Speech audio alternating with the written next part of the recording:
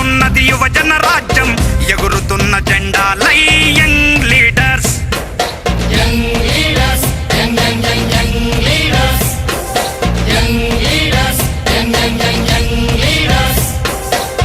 నరనరమున నవ చైతన్యం జనగణమును నడిపే సైన్యం రానున్నది యువజన రాజ్యం ఎగురుతున్న జెండాలై young leaders young leaders young young young young leaders young leaders young young young young leaders. రాజకీయ నాయకులు, అధికారులు వీరంతా ప్రజా జీవితంలో ఉండేవారు. వారు ఇప్పుడున్న స్థానాల్లోకి చేరుకోవటానికి ఎంతో కష్టపడాల్సి ఉంటుంది. ఎన్నో విజయాలు, మరెన్నో పరాజయాలు, ఎన్నో కష్టాలు, మరెన్నో సుఖాలు, మరెన్నో భావోద్వేగాలు వారి అంతరంగం తెలుసుకునే ఈ కార్యక్రమం మీ స్పందన టీవీలో. ఈరోజు స్పందన టీవీలో ప్రసారం అవుతున్న అంతరంగాలు కార్యక్రమంలో యువ రాజకీయ నాయకుడు, వైఎస్ఆర్ పార్టీ కాంగ్రెస్ నేత చౌదరి సతీష్ మనతో పాటు ఉన్నారు. వీరి ముత్తాత గారు చౌదరి సత్యనారాయణ గారు శ్రీకాకుళం జిల్లాలో 2 సార్లు శాసనసభకు పోటీ చేసి ఇక్కడ శ్రీకాకుళం జిల్లా ప్రజల తరపున రాజకీయ నాయకునిగా వ్యవహరించారు. వీరి తాతగారు చౌదరి తేజేశ్వరరావు గారు జగమెరిగిన కమ్యూనిస్టు నేత. కమ్యూనిస్టు ఉద్యమంలో పాల్గొని తనకున్న 100 ఎకరాలను ప్రజలకు ధారాదత్తం చేసిన, విరాళంగా పంపిణీ చేసిన గొప్ప రాజకీయ నాయక కుటుంబం నేపథ్యం వీరిది. ఇక వీరి తండ్రి చౌదరి పురుషోత్తమ నాయుడు గారు ఉద్యోగ సంఘాల నాయకుడిగా రాష్ట్ర వ్యాప్తంగా పేరు ప్రసిద్ధులు పొందిన నేత. ఇప్పుడు ఈ కుటుంబ నేపథ్యం నుంచి వచ్చిన చౌదరి సతీష్ తన రాజకీయ జీవితంలో ఇంతవరకు తను చేసిన ప్రయాణం, సాధించబోయే విజయాలు, పరాజయాలు వాటన్నిటి గురించి మాట్లాడతారు. మనతో స్పందన టీవీ ప్రేక్షకులతో ముచ్చటిస్తారు. సతీష్ గారు, రాజకీయాల్లోకి మీరు రావటం పేరెంట్స్ అంటే మీ కుటుంబ నేపథ్యం అంతా అదే, వాళ్ళు బలవంతంగా తీసుకొచ్చారా సాఫ్ట్వేర్ ఉద్యోగం చేసుకుంటున్న మిమ్మల్ని, లేదా మీ బ్లడ్లోనే అది ఉండి మీరు రాజకీయంలో ద్వారా సేవ చేయాలనే ఉద్దేశంతో రాజకీయాల్లోకి వచ్చారా? రాజకీయాల్లోకి నా ఇష్టపూర్వకంగా నేను వచ్చాను. ఎవరి యొక్క బలవంతం లేదు. మా తల్లిదండ్రులు, నా స్నేహితులు ప్రోత్సాహం అయితే పూర్తిగా రాజకీయాల్లో రావడానికి ఉన్నది. నిరంతరం మా తల్లిదండ్రులు, మా ఫాదర్ కానీ మా మదర్ కానీ అందరూ కూడా ప్రోత్సహిస్తుంటారు. ఎందుకంటే రాజకీయాలు అంటే ఉదయం వెళ్ళి రాత్రి వచ్చే పరిస్థితి ఉండేది. ఉన్నా సరే నిరంతరం మాకు ప్రోత్సహించే పరిస్థితి ఉంటుంది. అలాగే ఇంట్లోని మా నాన్నగారు ఉద్యోగి, రాజకీయ నేపథ్యం ఉన్నా సరే ఉద్యోగి, కలవడానికి చేయడానికి ఎక్కువ మంది వస్తుండేవాళ్ళు. ఇవన్నీ కూడా నిరంతరం ప్రోత్సహిస్తుండేవాళ్ళు కుటుంబ సభ్యుల యొక్క ప్రోత్సాహం, స్నేహితుల యొక్క ప్రోత్సాహం, అలాగే మా ఫ్యామిలీ యొక్క ప్రోత్సాహంతో నేను ముందుకెళ్తున్నాను. పూర్తిగా నా ఇష్టపూర్వకంగా రాజకీయాల్లో వచ్చాను, ఇష్టపూర్వకంగా తిరుగుతున్నాను. ఎప్పుడైతే మనం ఇష్టంతో చేస్తామో మనం అనుకున్న లక్ష్యాలు సాధించగలం. ఎవరు బలవంతంతో మనం వస్తే మనం ఎంతకాలం దీనిలో ఉండలేము. పూర్తిగా ఇష్టపూర్వకంగా రాజకీయాల్లోకి వచ్చాను. ఈరోజు మా కుటుంబ సభ్యులు 3 తరాల వాళ్ళ యొక్క కీర్తి ప్రతిష్టలు ముందుకు తీసుకెళ్లేందుకు, వాళ్ళ పేరుని మరింత ఇమిడింపు చేసే విధంగా నేను రాజకీయాల్లోని సేవ చేస్తాను అని చెప్పి తెలియజేస్తున్నాను. రానున్న స్థానిక ఎన్నికల నేపథ్యంలో శ్రీకాకుళం పట్టణంలో పర్టికులర్గా ఈ స్థానిక సమస్యల గురించి మీరు ఎలా ఫీల్ అవుతున్నారు? అభివృద్ధి అంటే ధర్మాన ప్రసాదరావు గారు, అభివృద్ధికి సూచిక ధర్మాన ప్రసాదరావు గారు. ఏ సమస్యలైనా సరే ఆయన ఇక్కడుండి సచివాలయంలోని ఈ ఫైల్కి మొలకెత్తించగలిగిన సమర్థులు శ్రీ ధర్మాన ప్రసాదరావు గారు. ఇక్కడ ఈ డివిజన్ పరంగా కొన్ని సమస్యలు ఉన్నాయి. అవి ఆల్రెడీ ఆయన దృష్టికి వెళ్ళడం జరిగింది. ప్రధానంగా చూసుకున్నట్టయితే ఈ సాయిబుల్ తోట, అలాగే కత్తిరి ఇదంతా కూడాను పట్టణంతో పోల్చుకుంటే లో లయింగ్ ఏరియా, కొద్ది కిందన ఉంటుంది. కాబట్టి ఏ వర్షం వచ్చినా సరే ఇదంతా కూడా నీరుతో నిండిపోయిన పరిస్థితి ఉంది. అలాగే ఈ డ్రైన్స్ కూడా లో లయింగ్ ఏరియా అవ్వడం వల్ల డ్రైన్స్ కూడా లోలో ఉంటాయి. ఇవన్నీ కూడా సార్ దృష్టికి తీసుకెళ్ళాం. ఇవంతా డ్రైన్స్ అప్ చేయడం, అలాగే రోడ్స్ అప్ చేయడం, ఇదంతా ఒక యజ్ఞంలా చేస్తారని చెప్పారు. అందులో భాగంగా ఈ మధ్యకాలంలో దాదాపుగా 30 లక్షలు పెట్టి ఈ డ్రైన్స్ రోడ్స్ లిఫ్ట్ చేసే కార్యక్రమం ఆయన చేపడుతున్నారు. అలాగే మిగిలిన కార్యక్రమాలు కూడా అన్నీ కూడా ఆయన చేపడతారని చెప్పి హామీ ఇచ్చారు ధర్మాన ప్రసాదరావు గారు. అలాగే ఈ పట్టణంలోని గతంలో ఈ ప్రాంతం నీరు సమస్య ఉండేది. ఇక్కడ ఏదో వీధిలో కొలాయి ఉండే పరిస్థితి ఉండేది. నేడు ప్రతి ఇంటికి కూడా కొలాయి 40 కోట్లు పెట్టి నీటి ప్రాజెక్టుని కేంద్ర ప్రభుత్వాన్ని సాధించుకున్నారు. నేడు కాబట్టి ప్రతి ఇంట్లో కూడాను ఇలా కొలాయి తిప్పితే నీరు వచ్చే పరిస్థితి ఈరోజు ఏర్పడింది. ఇంకా కొన్ని నీళ్ళు ఎవరైతే వేసుకోలేదో వాళ్ళకు కూడాను ఇప్పుడు కొలాయిలు వేసే కార్యక్రమం ఆయన చేపట్టారు. ఇలా డివిజన్లో ఉన్న ప్రతి సమస్యను కూడా, ప్రతి ఇంటికున్న ప్రతి సమస్యను కూడా ఆయన పరిష్కరించేందుకు నిరంతరం కృషి చేస్తున్నారు. ధర్మాన ప్రసాదరావు గారు ఈ నియోజకవర్గానికి మాకు మా అందరికీ పెద్ద దిక్కు. అలాగే ఆయన మాకు స్ఫూర్తి, ఆయన అభివృద్ధి సూచిక. మీరు 2009లో రాజకీయాల్లో ప్రవేశించారు, అంటే దాదాపుగా 11 సంవత్సరాలు అవుతుందండి. సో ఈ 11 ఏళ్ల మీ రాజకీయ ప్రయాణంలో మీకు బాగా ఇష్టమైన రాజకీయ నాయకులు, మీరు స్ఫూర్తి తీసుకున్న రాజకీయ నాయకులు ఎవరు? రాజకీయాల్లో వచ్చినప్పుడు ఎక్కువ మందికి సేవ చేయాలని ఆలోచనతో వచ్చాం. గతంలో ఉద్యోగం చేస్తున్నప్పుడు మేము అందరూ కూడా ఫ్రెండ్స్ అందరూ కలిపి గ్రూప్గా ఉండి కొద్ది మందికే సేవ చేయగలిగేవాళ్ళం. కానీ రాజకీయాల్లోకి వచ్చిన తర్వాత దాని పరిధి పెంచుకోవాలంటే రాజకీయాల్లో ఉండాలి, ఎక్కువ మందికి సేవ చేసే అవకాశం దొరుకుతున్న ఉద్దేశంతో రాజకీయాల్లో రావడం జరిగింది. ఆనాడు ముఖ్యమంత్రి వైఎస్ రాజశేఖర రెడ్డి గారు స్ఫూర్తి. దానికి కారణం ఆయన మేమైతే ఏ లక్ష్యంతో అయితే రాజకీయాల్లోకి వచ్చామంటే ఎక్కువ మందికి సేవ చేయాలన్న లక్ష్యంతో రాజకీయాల్లోకి వచ్చాం. ఆయన అదే కార్యక్రమం అప్పుడు చేస్తుండేవాళ్ళు చాలా పెద్ద స్థాయిలో. అప్పుడులోని రాజశేఖర రెడ్డి గారు వైఎస్ఆర్ ఆరోగ్యశ్రీ ప్రవేశపెట్టి అనేక మందికి ఉచితంగా వైద్యం చేయించేవాళ్ళు. అలాగే 108 ప్రవేశపెట్టి పట్టణంలో కానీ గ్రామాల్లో కానీ ఏదైనా సమస్య ఉంటే 20 నిమిషాల్లో దగ్గరలో హాస్పిటల్కి చేర్చేవారు. ఇలా ఆయన చేస్తున్న కార్యక్రమాలు మేము స్ఫూర్తి పొందాం. మేము ఆ స్ఫూర్తితో రాజకీయాల్లో తిరిగేవాళ్ళం. కాదు మేము అనుకోకుండా మేము రాజకీయాలకు వచ్చిన కొద్ది సమయంలో ఆయన మరణించడం జరిగింది. అయినా సరే ఆయన చేసిన కార్యక్రమాలు ఈ రోజుకి చిరస్థాయిగా ఉండిపోయి ఆయనే మాకు వైఎస్ రాజశేఖర రెడ్డి గారు మా స్ఫూర్తి. ఆయన స్ఫూర్తితోనే ఈరోజు రాజకీయాల్లో ముందుకు వెళ్తున్నాం, అనేక మందికి సేవ చేయాలని. మేము డివిజన్ స్థాయిలో ఉన్నాం. ఇంకా డివిజన్ స్థాయిలో ఉన్నప్పుడు కూడాను ఆయన చేసిన కార్యక్రమం ఈ రోజుకి ఈ చుట్టుపక్కల చెప్పుకుంటున్నారు. మొన్న ఈ పక్క వెళ్తే మనకి ఓపెన్ హార్ట్ సర్జరీ చేసిన ఒక మనిషి ఉంటారు. ఆ రోజుల్లోని నేను ఓపెన్ హార్ట్ చేయించుకుంటాను అనుకోలేదు, కానీ రాజశేఖర రెడ్డి గారు రాజశేఖర రెడ్డి గారు సహాయ సహకారాలతోని ఓపెన్ హార్ట్ సర్జరీ చేయించుకున్నామని చెప్పి తెలియజేస్తారు. ఇలాగా ఆయన చేసిన అనేక సేవా కార్యక్రమాలు మాకు స్ఫూర్తి. ఆ స్ఫూర్తితో రాజకీయాల్లో వెళ్తాం. ఈరోజు వాళ్ళ తనయులు జగన్మోహన్ రెడ్డి గారు రాజశేఖర రెడ్డి గారి స్ఫూర్తి ఏ రకంగా తీసుకెళ్తున్నారో మేము కూడా రాజశేఖర రెడ్డి గారు జగన్మోహన్ రెడ్డి గారి స్ఫూర్తితో ముందుకెళ్తున్నాం. సతీష్ గారు, ఇప్పుడు రాబోయే రోజుల్లో మీ రాజకీయ ప్రయాణం లేదా ప్రస్థానం లేదా మీ తాలూకా డ్రీమ్, ఆశయ సాధన అనుకోవచ్చు, ఏమనుకుంటున్నారు? ఏదైనా ప్రణాళిక ఉందా మనసులో? రాజకీయాల్లో రావడమే సేవ చేయడం గురించి వచ్చాం. ఎంత ఎక్కువ మందికి సేవ చేస్తే అంత మనకి హ్యాపీనెస్ ఇస్తుంది. ఈరోజు ప్రత్యేకంగా పదవులు చేయాలనే కోరిక లేదు, కానీ మా అందరికీ ఇన్స్పిరేషన్ అయిన ధర్మాన ప్రసాదరావు గారు ఏదైనా పలానా దానికి పోటీ చేయమని చెప్తే దానికి పోటీ చేస్తాం. లేదా ఏదైతే ఏ ఉద్దేశంతో రాజకీయాల్లోకి వచ్చామో సేవ చేయాలని ఉద్దేశం, ఆ ఉద్దేశంతో ముందుకు వెళ్తాం. అల్టిమేట్గా ఒక ప్రజాప్రతినిధి అనిపించుకుంటే మరింత మందికి మనం సర్వీస్ చేసే అవకాశం ఉంటుంది. కాబట్టి ఏదైనా సరే ధర్మాన ప్రసాద్ గారు ఏదైనా సరే ఒక దానికి పోటీ చేయమని చేస్తాం. అసైన్మెంట్ ఇచ్చినా లేకపోతే పోటీ చేయమన్నా సరే చేస్తామని తెలియజేస్తున్నాను. సతీష్ గారు, పాలిటిక్స్కి రాకముందు మీ ఎడ్యుకేషన్, మీ కెరియర్, వాటి గురించి కొంచెం ప్రేక్షకులు. నా విద్యాభ్యాసం అంతా కూడా శ్రీకాకుళంలోనే జరిగింది. నేను బీటెక్ చదువుకున్నాను. బీటెక్ నేను వెస్ట్ గోదావరి భీమవరంలో చేశాను. నా ఉద్యోగం అయిపోయిన తర్వాత క్యాంపస్ ప్లేస్మెంట్లో నేను టెక్ మహేంద్రలోని దాదాపుగా 4 సంవత్సరాల పాటు పనిచేయడం జరిగింది. దాని తర్వాత నేను పనిచేస్తున్నప్పుడు అనేకమైన సేవా కార్యక్రమాలు టెక్ మహేంద్రలో చేస్తున్నప్పుడు మేమందరం ఒక స్టూడెంట్ వింగ్గా ఉండి చేస్తుండేవాళ్ళం. అక్కడ హైదరాబాద్లో వర్క్ చేస్తున్నప్పుడు మేము కొండాపూర్ ప్రాంతంలో ఉండేవాళ్ళం. అక్కడ కొండాపూర్ చూడడానికి మనకి చాలా ధనికులు ఉన్న ప్రాంతంలో ఉంటారు, కానీ అంతకంటే ఎక్కువ మంది పేదలు ఉంటారు. వాళ్ళు అనేకమైన వలస కూలీలు అక్కడ మనం చూస్తాం. శ్రీకాకుళం, విజయనగరం నుంచి వచ్చిన అనేక మంది అక్కడ వలస కూలీలు పనిచేసే కార్మికులు అనేక మంది అక్కడ చూస్తుంటాం. వాళ్ళు కొంతమందికి కొన్ని నిత్యావసరాలకు సంబంధించి, రోజువారీ నిత్యావసరాలకు సంబంధించి కూడా వాళ్ళు ముందుకెళ్ళలేని పరిస్థితి ఉంటుంది. అలా టైం వాళ్ళకి నిరంతరం మేము అక్కడ స్టూడెంట్ వింగ్లా అక్కడ ఉద్యోగస్తులందరం మేమందరం వింగ్లా ఫామ్ అయ్యి వాళ్ళకి సేవ చేసే పని, వాళ్ళకి భోజనాలు పెట్టే పని అప్పుడులో చేయడం జరిగింది. ఆ టైంలో మేము ఉద్యోగం చేస్తున్న టైంలోనే యువత రాజకీయాల్లోకి రావాలని చెప్పి ఒక నినాదంతో ఆ రోజు చిరంజీవి గారు ఒక పిలిపించారు 2008లోని.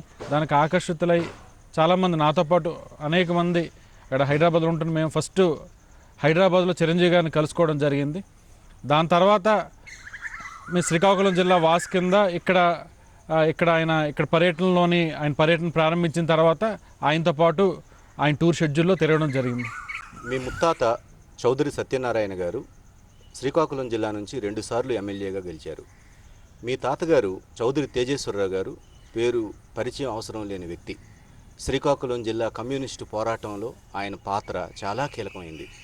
ఇక మీ నాన్నగారు చౌదరి పురుషోత్తం నాయుడు గారు ఉద్యోగ సంఘ రాజకీయాల్లో చాలా బిజీగా ఉంటారు.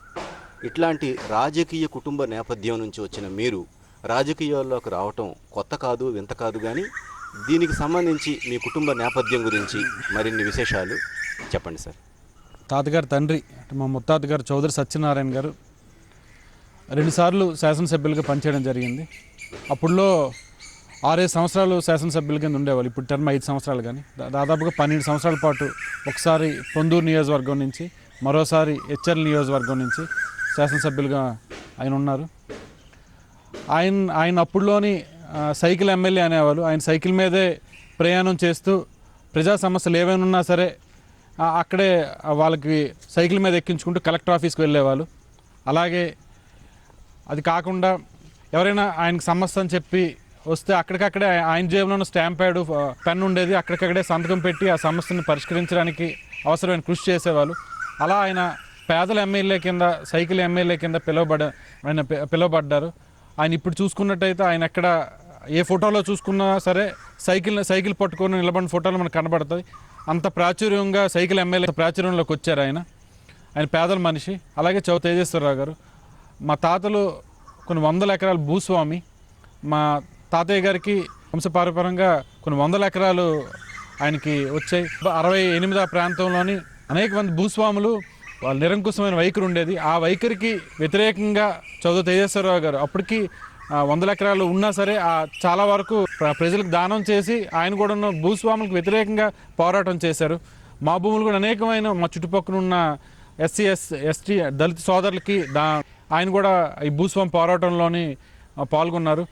అప్పుడు చాలా బలంగా 1968లోని సాయుధ రైతాంగ పోరాటం ఉంటే దాన్ని లీడ్ చేసి అనేకమైన ఉద్యమాల్లో ఆయన పాల్గొని దాదాపుగా 14 సంవత్సరాల పాటు జైల్లో ఉండడం జరిగింది.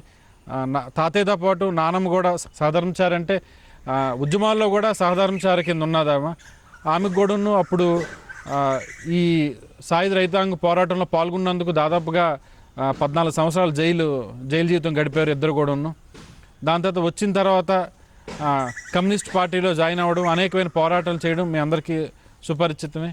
నాన్నగారు 22 సంవత్సరాలు వయసులోనే ఉద్యోగం వచ్చింది.